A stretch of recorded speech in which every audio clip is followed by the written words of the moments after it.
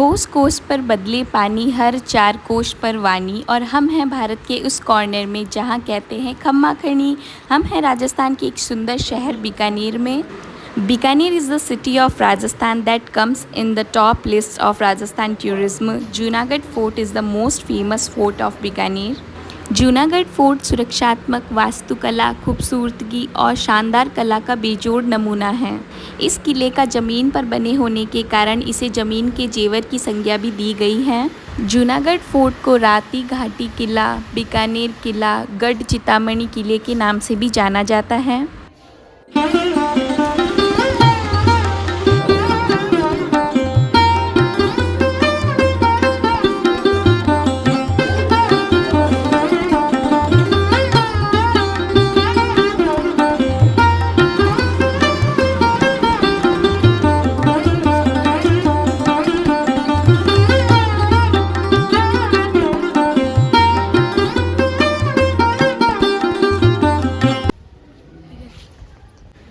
खड़ी कम्मा सा आपका बहुत बहुत स्वागत है बीकानेर शहर में। तो मैं आज आपको सैर करवाने वाली हूँ जूनागढ़ फोर्ट की। तो चलिए आइए विज़िट करते हैं।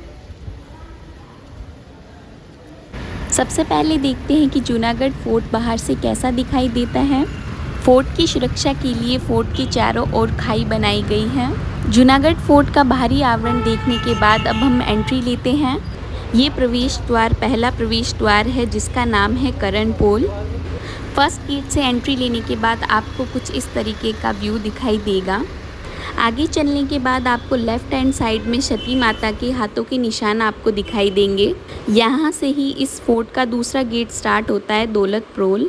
ये इतने प्रवेश द्वार इसलिए बनाए जाते थे क्योंकि आक्रमण की स्थिति में शत्रु सेना सीधे महल में प्रवेश ना कर सके। उन्हें रोकने के लिए ये इतनी प्रोल और गेट बनाए गए हैं। दौलत प्रोल क्रॉस करने के बाद मुझे सामने फतेह पोल दिखाई दे रहा है। फतेह पोल को क्रॉस करने के बाद में आपको सामने दिखाई देगा रतन पोल, जिसमें नहीं जाना है। राइट हैंड साइड में है सूरज पोल, जहां से हम एंट्री लेंगे। लेफ्ट हैंड साइड है गढ़ गणेश जी का मंदिर। इन्हीं गणेश जी की स्थापना किले के निर्माण से पूर्व की गई थी। इनके जस्ट सामने है करणी माता का मंदिर। गणेश जी व माता जी के दर्शन करने के बाद अब आगे की ओर चलते हैं। इन सारे गेट को क्रॉस करने के बाद अब हम पहुंच चुके हैं मेन एंट्री कंपार्टमेंट की ओर, जहां से एक्चुअली मेन फोर्ट की स्टार्टिंग होती है। यहाँ पर पार्किंग एरिया भी अवेलेबल है। अगर आप कोई व्हीकल लेके आते हैं तो यहाँ पर आपको पार्किंग मिल जाएगी। यहाँ पर 2 तोपें रखी गई हैं। सो गाइस, आप देख पा रहे होंगे ये गढ़ कितना ज़्यादा सुंदर नक्काशी के साथ बनाया गया है। इस गढ़ के निर्माण में प्रयोग हुआ लाल पत्थर बीकानेर से 65 किलोमीटर दूर दुलमेरा गांव से लाया गया, जिसे रोज़ रेड सैंडस्टोन कहते हैं।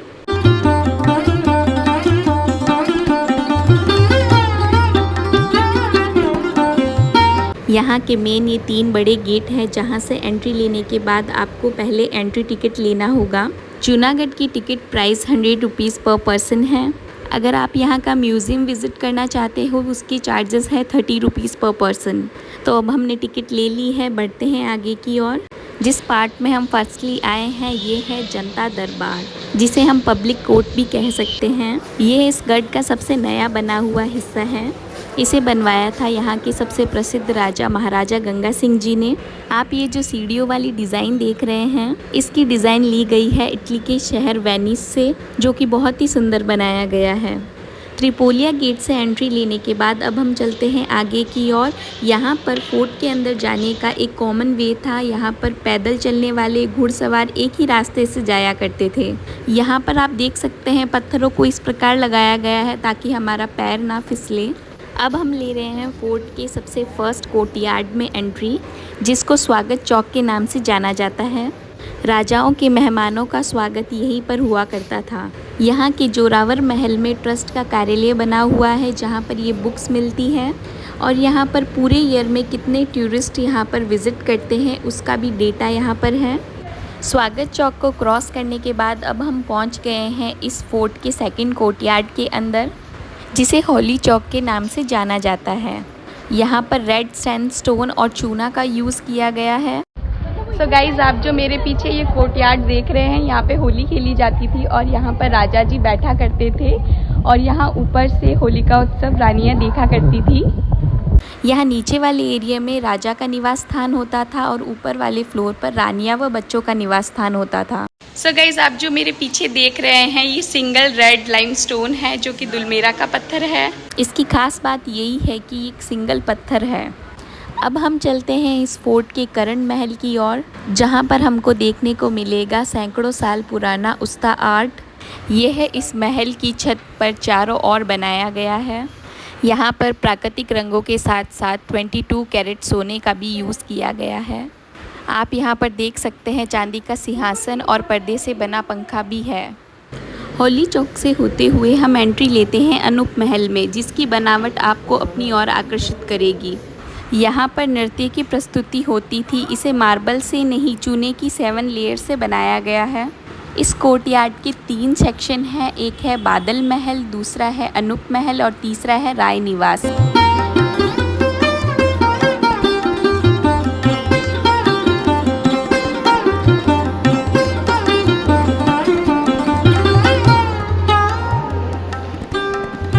राय निवास के अंदर 2 महल हैं, चंद्र महल और फूल महल। इन महलों के नाम पड़े हैं यहाँ के राजा गज सिंह की 2 पत्नियों के नाम पर, चंद्र कंवर और फूल कंवर। ये दोनों महल जूनागढ़ के पहले जो निर्माण हुए थे उनके भाग में से एक है। राय निवास को क्रॉस करने के लिए एक गैलरी है जहाँ से हम पहुँच जाएंगे अनूप महल की ओर। अनूप महल में आप प्राकृतिक रंगों के साथ साथ सोने की भी कारीगरी देख सकते हैं। ये इस किले का सबसे सुंदर पार्ट माना जाता है। सो गाइस, अभी मैं हूँ बादल महल के अंदर। तो आप दीवारों के ऊपर देख सकते हैं कि बादल बनाए गए हैं और ये कितने ज़्यादा सुंदर है। और ये पीछे मेरे एसी लगाया गया है, ये उस समय का एसी है। ये महल स्पेशली बच्चों के खेलने के लिए बनाया गया था। इस महल के अंदर भगवान विष्णु और लक्ष्मी जी की मूर्ति भी लगाई गई है। राय निवास में राव जोधा की ढाल और यहाँ ड्रम रखा गया है। और ये ऊपर की तलवार है राव जोधा की और नीचे वाली महाराजा गंगा सिंह जी की। और यहाँ पर जाम्बू जी द्वारा प्रदत्त ड्रम भी रखा हुआ है। यहाँ पर आप झरोखों और दरवाज़ों पर कलाकृतियाँ देख सकते हैं, कितनी सुंदर है। ग्राउंड फ्लोर को कवर करने के बाद अब हम चल रहे हैं इस फोर्ट के फर्स्ट फ्लोर पर। सो गाइस, आप देख सकते हो कितनी पतली सीढ़ियाँ हैं। इससे ज़्यादा अगर मोटी हो गई तो नहीं आऊँगी।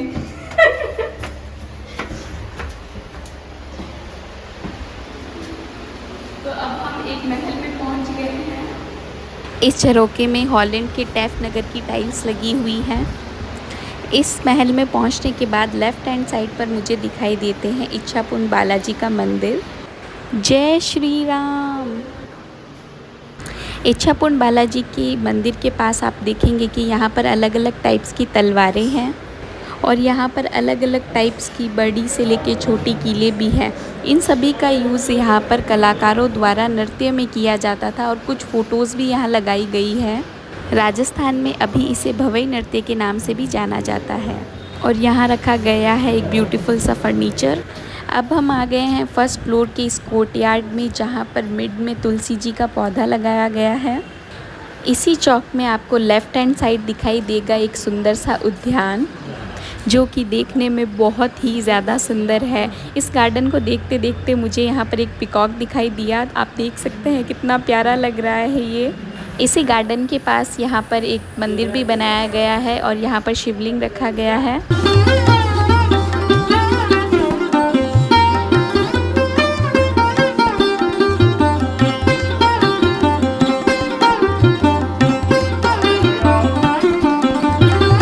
अब हमने गज मंदिर में एंट्री ली है। यहाँ पर देखिए कान्हा जी का झूला लगाया गया है।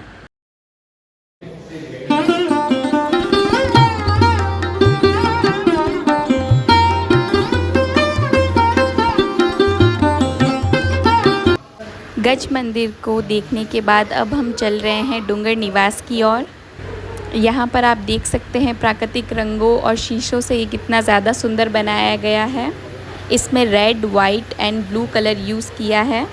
ये बहुत ही विशाल महल है। यहाँ पर बहुत सारे झरोखे और गेट बनाए गए हैं।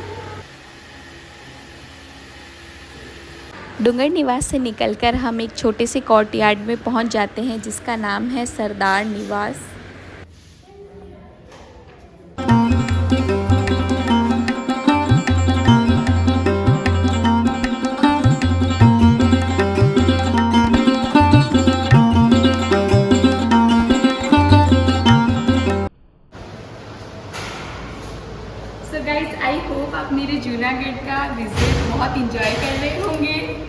इस जगह पर राजाओं को मिले गए अभिनंदन पत्र लगाए गए थे।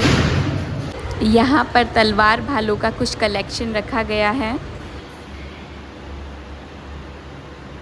मेरी वीडियो देखने से पहले जिसने भी जूनागढ़ फोर्ट देख रखा है मुझे कमेंट सेक्शन में ज़रूर बताएं। बीकानेर के महाराजा के पास तलवारों के साथ साथ बंदूकों का भी बहुत अच्छा कलेक्शन था। यहाँ पर राजाओं की ड्रेसेस को डिस्प्ले पर लगाया गया है और वो क्या क्या चीज़ें इस्तेमाल किया करते थे वो भी यहाँ पर रखा गया है। ये उस समय के डाइनिंग टेबल और सोफ़ा सेट है जो कि राजा महाराजा यूज़ किया करते थे। यहाँ पर जो आप प्लेन देख रहे हैं ये एक मिनी प्लेन है। इसका यूज़ विश्व युद्ध के दौरान किया गया था। इसमें एक साथ 2 पायलट ही बैठ सकते थे।